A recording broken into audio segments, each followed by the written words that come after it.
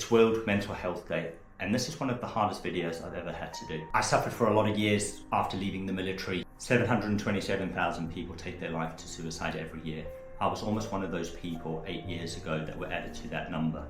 Thankfully, at the very last second, I had a change of heart because of my children. As 8 years on, I'm in a much better place, and the key message here is it does get better. Ironman saved my life. I'm not saying that you need to go and sign up for an Ironman because it might not be the answer for you, but it certainly was for me.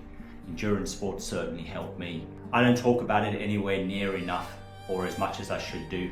One, because I've probably felt slightly embarrassed that I even got to that place, but more so because of my wife and my children coming on social media and sharing my story in public, but more so having to listen to that. Right up until yesterday, when my wife and I went for a walk, and I actually took her along that path where the back in 2017, when I left the house with no intention of ever coming home, was the first time that she ever heard that.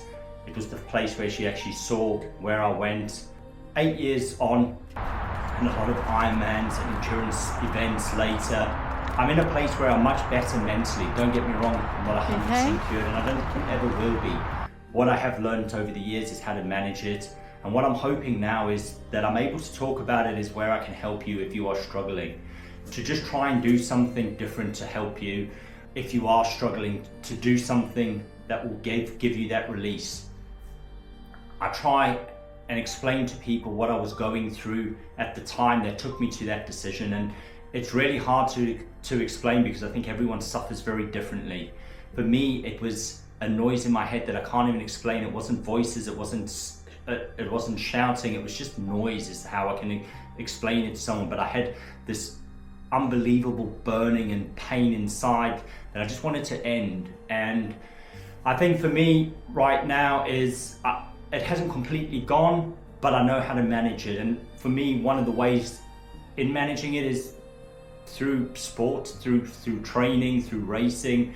And like I say, that is definitely my reach. But more recently, over the last few years, is being able to talk about it and share that with people and not hold it all onto myself. And where I thought it used to be a burden on other people, absolutely not. And it's actually about sharing it and releasing that burden on myself to others. So if you don't have anyone, just reach out to me. I'm more than happy to help where I can.